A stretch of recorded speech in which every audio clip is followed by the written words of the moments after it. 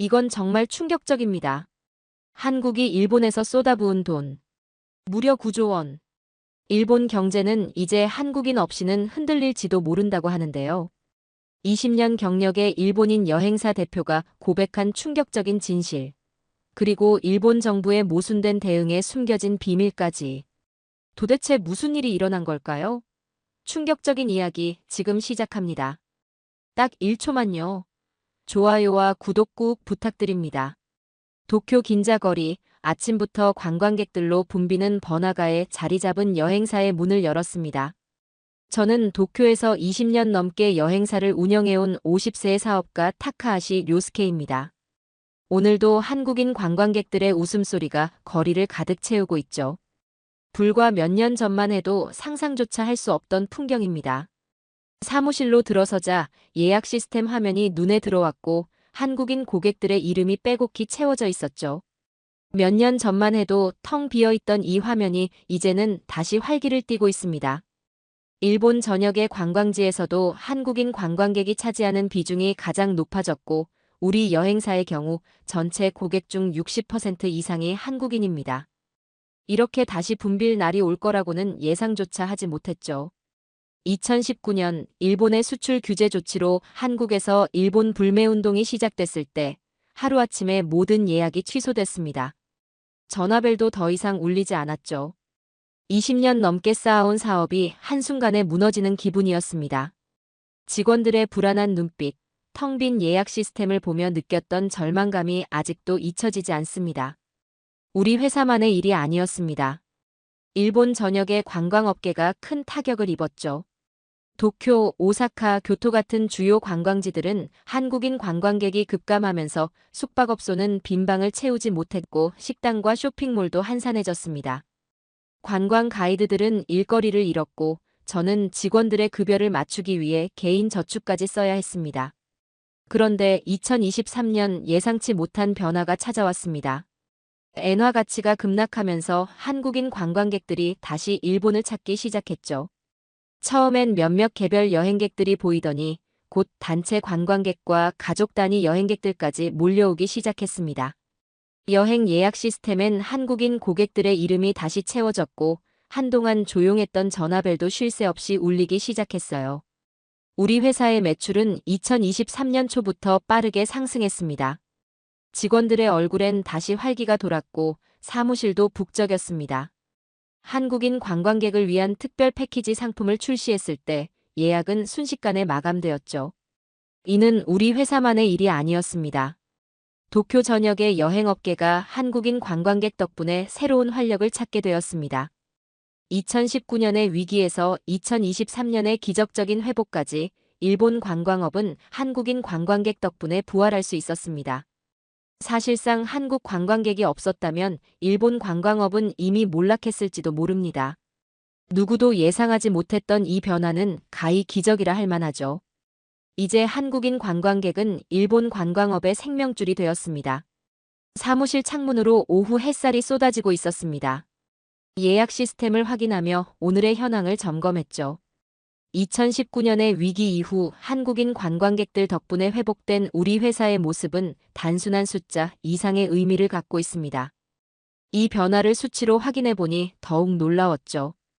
2023년부터 시작된 변화는 2024년에 들어서며 더 극적으로 나타났습니다. 타카하시 투어의 매출 그래프를 보면 한눈에 알 수 있죠. 2019년 급락했던 매출 곡선이 2023년부터 가파르게 상승하더니 2024년에는 코로나 이전 수준을 훌쩍 넘어섰습니다. 특히 놀라운 건 이 성장의 60% 이상이 한국인 관광객 덕분이라는 사실이죠. 매주 한 번씩 나리타 공항을 방문해 관광 동향을 직접 확인하고 있습니다. 국제선 도착 게이트에서는 한국에서 온 비행기가 착륙할 때마다 한국인 관광객들로 북적였죠. 입국장 밖에는 한국어로 된 환영 문구와 안내판이 확연히 늘었고 한국어를 구사하는 직원들도 눈에 띄게 많아졌습니다. 몇 년 전까지만 해도 상상하기 어려웠던 풍경이었죠. 우리 회사의 한국인 담당 가이드 이치카와 씨는 요즘 너무 바빠 휴일도 제대로 보내지 못합니다. 얼마 전 저에게 이렇게 말했죠. 타카하시 사장님, 한국 손님들이 없었다면 우리 회사는 물론이고 일본 관광업 전체가 이렇게 빨리 회복되진 못했을 겁니다. 이치카와 씨의 말처럼 한국인 관광객들의 영향력은 단순한 경제적 수치를 넘어섭니다. 도쿄 시내 주요 관광지를 돌아보며 조사해보니 아사쿠사의 전통 상점가에서는 한국인 관광객의 비율이 전체 외국인 방문객의 40%를 넘고 있었습니다. 신주쿠와 시부야의 대형 백화점들은 한국인 전용 쇼핑 가이드와 통역사를 상시 배치하기 시작했고, 긴자의 명품 매장들도 한국인 VIP 고객을 위한 특별 서비스를 확대했죠. 얼마 전 도쿄 관광협회가 주최한 포스트 코로나 관광 회복 세미나에 참석했습니다. 그 자리에서 만난 일본 경제관광 전문가 오노 다카시 교수는 흥미로운 데이터를 공유했죠. 2024년 일본을 방문한 외국인 관광객 중 한국인이 차지하는 비율이 24%에 달합니다. 이는 코로나 이전인 2019년의 17%보다 크게 증가한 수치죠. 특히 한국인 관광객의 1인당 평균 소비액은 다른 국가 관광객보다 20% 이상 높습니다. 이런 변화에 맞춰 우리 여행사도 빠르게 적응하고 있습니다. 한국인 직원을 새로 채용했고 한국어 웹사이트를 전면 개편했으며 한국인들이 선호하는 맞춤형 관광 코스를 다양하게 개발했죠. 특히 인기 있는 건 일본 현지인들만 아는 숨은 맛집 투어나 온천 체험 프로그램이었습니다. 한국인 고객들은 일본의 문화적 경험을 중요하게 여기면서도 쇼핑과 미식을 균형 있게 즐기는 경향이 있죠. 한 가지 흥미로운 점은 한국인 관광객들의 여행 패턴이 예전과 달라졌다는 것입니다. 과거에는 단체 관광객이 많았지만 최근에는 소규모 가족 단위나 친구 그룹, 심지어 혼자 여행하는 개인 여행객들이 크게 늘었습니다. 이들은 일본의 깊은 문화와 지역적 특색을 체험하는데 관심이 많죠. 이에 맞춰 우리 여행사도 개인 맞춤형 여행 상품을 강화했습니다. 2019년에는 상상조차 할 수 없었던 일이지만 이제 도쿄 거리 곳곳에서 한국어가 들려오는 건 너무나도 자연스러운 풍경이 됐습니다. 일본 관광업의 중심에는 분명 한국인 관광객들이 있습니다. 문제는 앞으로 이 흐름을 어떻게 유지하고 더 나아가 지속 가능한 성장을 만들어갈 것인가 하는 점이겠죠. 사무실 벽에 걸린 대형 모니터에 최신 관광 통계 자료가 띄워져 있었습니다. 오노 다카시 교수가 보내준 2024년 데이터를 분석하느라 밤을 새웠죠. 숫자들을 하나하나 확인할 때마다 한국인 관광객이 일본 경제에 미치는 영향이 얼마나 큰지 새삼 실감하게 되었습니다. 2024년 일본을 방문한 한국인 관광객 수는 무려 882만 명에 달했고 팬데믹 이전인 2019년보다 20% 이상 증가한 수치였죠. 더 놀라운 건 한국인 관광객의 1인당 평균 소비액입니다. 한 명이 평균 23만 7천엔, 원화로 환산하면 약 250만 원을 쓰는 셈이죠. 총 소비액으로 보면 무려 9조 원에 이르는 규모입니다. 이 자료를 들고 긴자의 대형 백화점에서 판매 담당자인 미치이 씨를 만났습니다. 그가 보여준 데이터는 더욱 놀라웠죠. 타카하시 씨, 우리 백화점의 면세 매출 중 한국인 비중이 35%를 넘었습니다.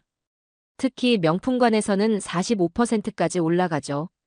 엔저 효과로 인해 한국인들은 루이비통, 샤넬, 구찌 같은 명품을 한국보다 30% 이상 저렴하게 살 수 있으니까요. 이런 소비 패턴은 백화점에만 국한되지 않았습니다. 도쿄 시내 주요 드럭스토어 판매 데이터를 확인해 보니 화장품과 건강보조식품 부문에서 한국인 관광객의 구매액이 전체 외국인 관광객 소비의 38%를 차지하고 있었습니다. 심지어 인기 제품들은 한국인들 사이에서 입소문이 나면서 품절 사태까지 벌어지고 있었죠. 오노 교수는 이번 주 열린 경제포럼에서 이렇게 발표했습니다. 일본을 방문하는 외국인 관광객 전체 소비액 75조 원 중 한국인이 차지하는 비중은 약 12%입니다. 인구 비율을 고려하면 한국인 관광객의 소비 기여도는 다른 어느 국가보다 높죠. 일본 관광업과 소매업의 회복은 한국인 관광객 없이는 불가능했을 것입니다. 오다이바에 위치한 대형 쇼핑몰을 둘러보던 중 흥미로운 변화를 발견했습니다. 일본 전통 라멘집부터 이자카야까지 메뉴판에 한국어 설명이 추가되고 한국인 관광객 전용 세트 메뉴가 등장했습니다. 심지어 몇몇 가게에서는 한국인 직원을 고용하거나 직원들에게 기본적인 한국어 응대법을 교육하기 시작했죠. 도쿄 관광청의 공식 자료에 따르면 한국인 관광객의 소비는 단순한 쇼핑에서 끝나지 않습니다. 숙박, 음식, 교통, 문화체험 등 다양한 분야로 확산되며 특히 고급 호텔과 료칸 같은 전통 숙박시설에서의 소비 비중이 높아지고 있는 추세입니다. 이는 과거 가성비를 중시하던 여행 패턴에서 고급화, 다양화로 변화하고 있음을 보여줍니다. 이러한 변화는 일본 경제 전반에 긍정적인 파급 효과를 불러오고 있습니다. 관광업에서 시작된 활력이 소매업, 요식업, 숙박업, 운송업 등으로 확산되고 있죠. 한국인 관광객들이 가져온 경제적 효과는 단순한 수치를 넘어 일본 지역 경제에 활력을 불어넣고 있습니다. 책상 위에 쌓인 자료들을 정리하며 생각해 봅니다. 한국인 관광객이 없었다면 일본 관광업의 이 빠른 회복이 가능했을까요? 아마도 어려웠겠죠.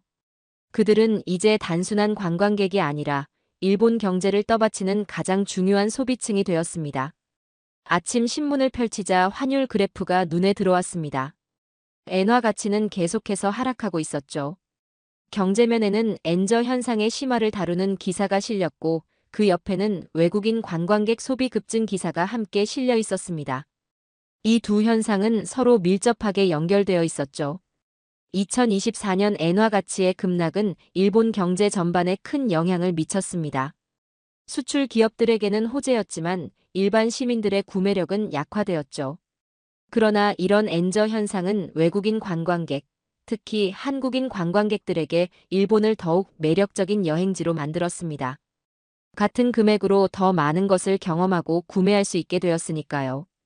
우리 여행사에 오는 한국인 고객들과 대화를 나누다 보면 일본을 선택한 가장 큰 이유 중 하나로 가성비를 꼽는 경우가 많습니다. 짧은 비행시간에 더해 물가까지 저렴해진 일본은 한국인들에게 최적의 해외여행지가 되었습니다.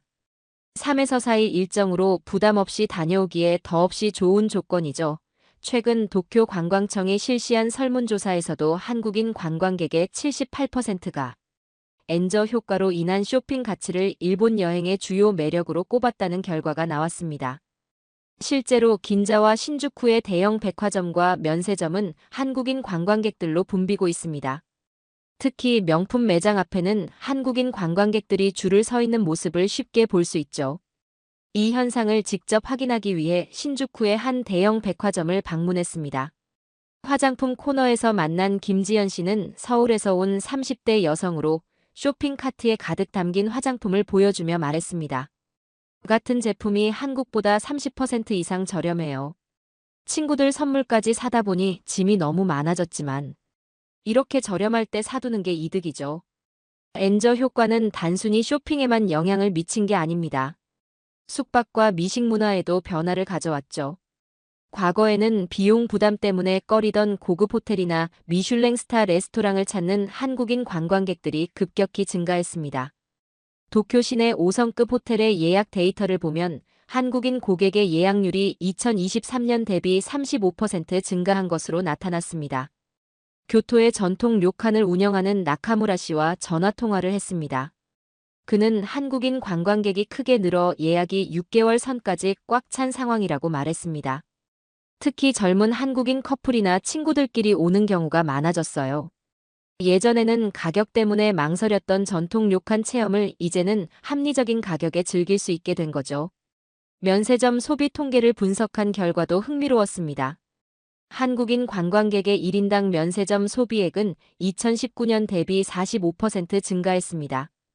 특히 명품 브랜드와 화장품, 전자제품 구매가 급증하면서 일부 인기 상품은 한국인들 사이에서 일본 필수 구매 아이템으로 자리 잡았죠. 그 영향으로 품절 사태까지 벌어지고 있는 상황입니다. 오노 교수의 분석에 따르면 이런 엔저 현상이 지속되는 한 한국인의 일본 관광 열풍도 계속될 가능성이 높습니다. 그러나 일부 경제 전문가들은 환율 변동이 언제든 상황을 바꿀 수 있기 때문에 이를 한국인 관광객 유치에 지속 가능한 전략으로 보기는 어렵다고 지적하기도 했죠. 어느 날 아침 일본 관광청으로부터 한 통의 이메일을 받았습니다.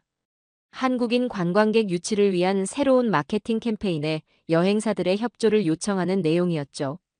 이메일을 읽으며 일본 정부의 이중적인 태도에 쓴웃음이 나왔습니다. 한편으로는 한국인 관광객을 적극 유치하려 노력하면서 다른 한편으로는 그들에게 더 많은 세금 부담을 지우려는 모순된 정책을 펼치고 있었으니까요. 일본 정부는 2023년부터 한국인 관광객 유치를 위해 무비자 입국 재개, 국제선 확대, 다양한 프로모션 등 적극적인 마케팅 전략을 펼쳐왔습니다. 관광청의 공식 예산 중 한국 시장을 겨냥한 마케팅 비용이 전년 대비 40% 증가했다는 보고서도 최근 확인했죠. 이는 일본 정부가 한국인 관광객을 얼마나 중요한 존재로 여기고 있는지를 보여주는 수치였습니다. 그러나 동시에 일본 정부와 지자체는 관광세와 숙박세를 크게 인상하는 움직임을 보이고 있었습니다. 교토시는 2024년 말부터 숙박세를 최대 10배까지 인상하는 계획을 발표했고, 일본 정부는 출국세를 현행 1,000엔에서 5,000엔으로 5배 인상하는 방안을 추진 중이었죠. 이런 세금 인상은 자연스럽게 한국인 관광객들의 부담으로 이어질 수밖에 없었습니다. 오노 다카시 교수와 이 문제에 대해 토론했던 기억이 떠올랐습니다. 그는 날카로운 시각으로 이런 정책 모순을 지적했었죠. 한국인들이 일본 관광업을 살리고 있는데 정부는 그들의 지갑을 더 열게 하려는 정책을 펼치고 있습니다. 이는 황금알을 낳는 거위를 잡는 격이 될 수 있죠. 실제로 최근 도쿄에서 열린 관광산업 포럼에서도 업계 관계자들은 이러한 정책에 대한 우려를 표하고 있었습니다. 오사카의 한 호텔 매니저는 이렇게 말했죠. 세금 인상이 시행되면 특히 가성비를 중요시하는 한국인 관광객들이 다른 목적지로 눈을 돌릴 가능성이 큽니다. 이미 대만이나 베트남 같은 국가들이 한국인 관광객 유치를 위해 적극적으로 나서고 있어요. 이런 우려를 바탕으로 저는 일본 관광청의 고위 관계자인 사토 씨를 직접 만났습니다. 그는 세금 인상의 불가피성을 설명했습니다. 늘어나는 관광객들로 인한 인프라 부담, 환경 문제 등을 해결하기 위한 재원이 필요합니다. 특히 인기 관광지들의 관광객이 몰리는 문제가 심각해지고 있죠. 하지만 이런 설명에도 불구하고 한국인 관광객을 유치하면서 동시에 그들의 부담을 늘리는 모순된 정책이라는 제 지적에 그는 명확한 답변을 피했습니다. 이 문제는 일본 현지 언론에서도 주목하고 있었습니다. 일본 경제신문은 최근 사설에서 이렇게 경고했죠. 관광객에게 과도한 세금 부담을 지우는 것은 장기적으로 일본 관광업의 경쟁력을 약화시킬 수 있다. 특히 엔저 효과로 인해 한국인 관광객들에게 일본이 가성비 좋은 여행지로 인식되고 있는 상황에서 세금 인상으로 이 매력이 상쇄될 수 있다는 점을 지적했습니다. 한국 관광객들의 반응도 부정적이었습니다. 우리 여행사에 문의하는 한국 고객들 중 일부는 이미 세금 인상 소식을 듣고 일본 여행 계획을 재고하고 있다고 했습니다. 특히 가족 단위 여행객들에게는 인상된 숙박세와 출국세가 상당한 부담이 될 수밖에 없었죠. 사무실로 돌아오는 길, 긴자의 번화가를 지나며 생각에 잠겼습니다. 한국인 관광객을 유치하면서 동시에 그들의 부담을 늘리는 일본 정부의 모순된 정책이 과연 일본 관광업의 지속 가능한 성장으로 이어질 수 있을지 의문이었죠. 어느 날 오후 도쿄 국제포럼에서 한일 관광 교류 세미나가 열렸습니다. 저는 오노 다카시 교수와 함께 패널로 참석했죠. 주제는 한일 관광 불균형 실태와 해소 방안이었습니다. 세미나장에는 양국 관광업계 전문가들이 자리했고 모두의 관심은 최근 심화되고 있는 한일 간 관광 불균형 문제였습니다. 오노 교수가 발표한 자료에는 충격적인 통계가 담겨 있었습니다. 2024년 일본을 방문한 한국인 관광객은 882만 명에 달했지만 한국을 방문한 일본인은 고작 232만 명, 거의 4배 차이가 나는 셈이었죠. 더 놀라운 건 소비액 차이였습니다. 한국인 관광객은 일본에서 총 9조 원을 소비했지만 일본인이 한국에서 쓴 돈은 그 절반에도 미치지 못했습니다. 발표를 마친 오노 교수는 이렇게 말했습니다. 현재 일본을 방문하는 외국인 관광객 중 한국인이 가장 많은 소비를 기록하고 있습니다. 전체 외국인 관광객 소비액 75조 원 중 약 12%인 9조를 한국인이 차지하고 있죠. 반면 일본인의 해외 관광은 코로나 이전 수준으로 회복되지 못했습니다. 청중 중 한 일본 여행사 대표가 질문했습니다. 왜 일본인들은 한국 여행에 관심이 적은가요? 이에 저는 솔직하게 대답했죠. 엔저 현상으로 일본인들의 해외여행 자체가 줄었습니다. 엔화 가치 하락으로 해외 구매력이 낮아진 것이 가장 큰 원인이죠. 하지만 그것만이 문제가 아닙니다. 일본 내 한국 관광에 대한 홍보와 정보가 부족한 것도 큰 이유입니다. 세미나 후 휴식 시간에 한국관광공사 도쿄지사의 박상현 팀장과 대화를 나눴습니다. 그는 일본인 관광객 유치를 위해 다양한 프로모션을 시도하고 있지만 성과가 미미하다고 토로했죠. K-팝, K-푸드, K-뷰티 등 한류 콘텐츠를 활용한 마케팅에도 불구하고 일본인들의 발길을 끌어모으기가 쉽지 않아요. 일본인들이 한국에 가면 무엇을 할 수 있는지에 대한 정보가 부족한 게 가장 큰 문제죠. 최근 도쿄 시내 20개 여행사를 대상으로 자체 설문조사를 진행했습니다.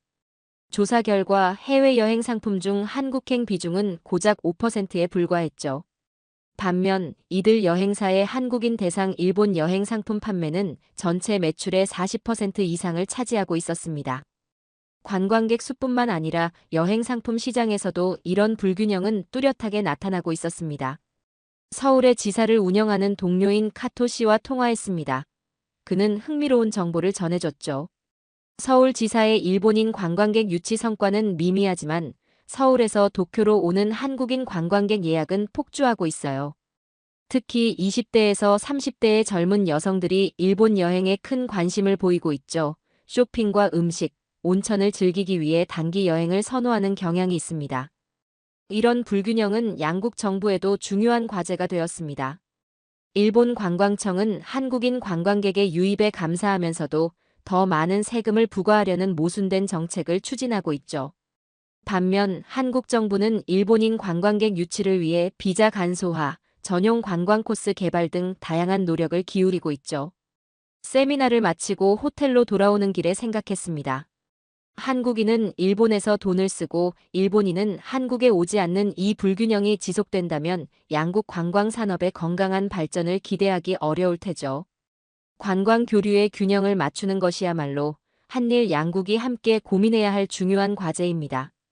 어느 날 하네다 공항에서 현장 취재를 나왔습니다. 국제선 도착 게이트는 한국에서 온 비행기가 착륙할 때마다 한국인 관광객들로 북적이고 있었습니다. 서울에서 출발한 아시아나 항공, 대한항공, 일본항공의 비행기가 연이어 도착했고 입국장에는 한국어 안내 방송이 끊임없이 흘러나오고 있었죠. 공항 면세점 매니저 야마모토 씨와 인터뷰를 진행했습니다. 그는 놀라운 통계를 공유해 주었습니다. 우리 매장 하루 매출의 45%가 한국인 고객에게서 나옵니다. 특히 화장품과 명품 가방 판매량이 급증했죠. 한국인들은 대량으로 구매하는 경향이 있어 매출 증가에 결정적인 역할을 하고 있습니다. 다음으로 도쿄 시내 최대 규모의 온천 테마파크를 방문했습니다.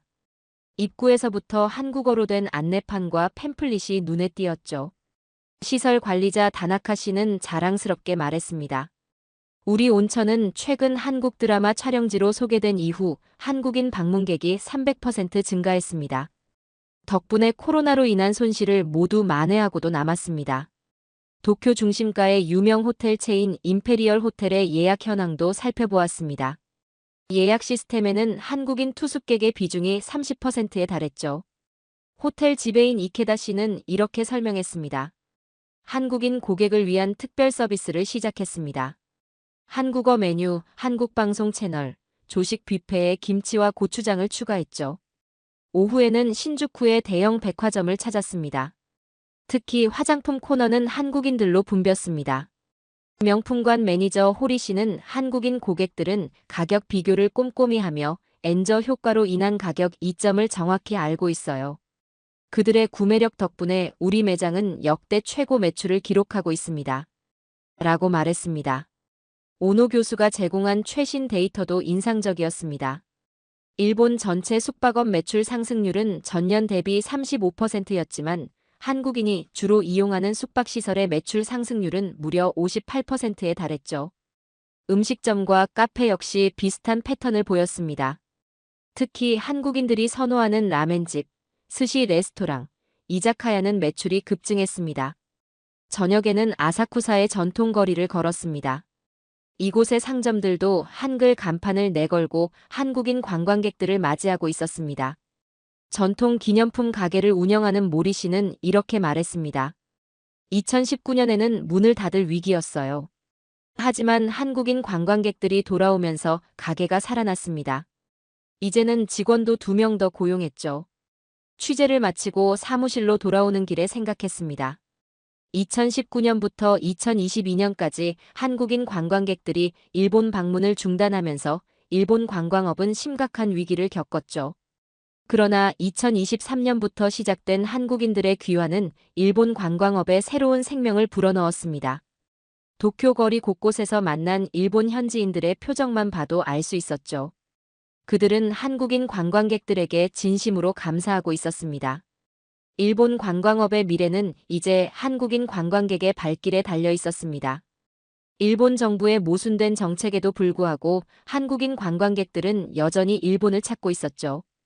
도쿄 프라자 호텔에서 한일 관광 협력 포럼이 열렸습니다. 저는 양국 관광업계 대표 중 한 명으로 발제자로 참석했죠. 회의장에는 관광 관계자, 정부 인사, 학계 전문가들이 자리했고 모두 한일 관광 불균형 문제와 그 해결 방안에 집중하고 있었습니다. 제 발표 자료에는 지난 몇 개월간의 취재와 연구 결과가 고스란히 담겨 있었습니다. 한국인 관광객 882만 명이 일본에서 9조 원을 소비한 통계, 일본인의 한국 방문이 232만 명에 불과한 현실, 그리고 일본 정부의 관광세 숙박세 인상 움직임까지 모두 공개했죠. 발표를 마치자 회의장에는 잠시 정적이 흘렀습니다. 오노 교수가 추가 설명을 이어갔습니다.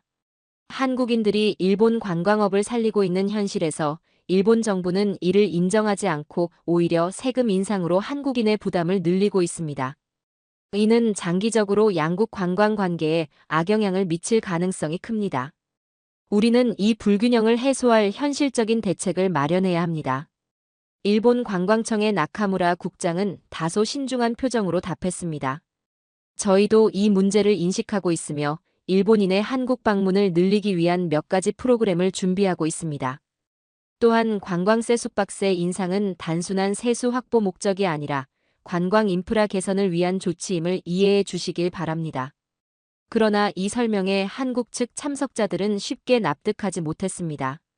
한국관광공사 도쿄지 사장은 이렇게 지적했죠.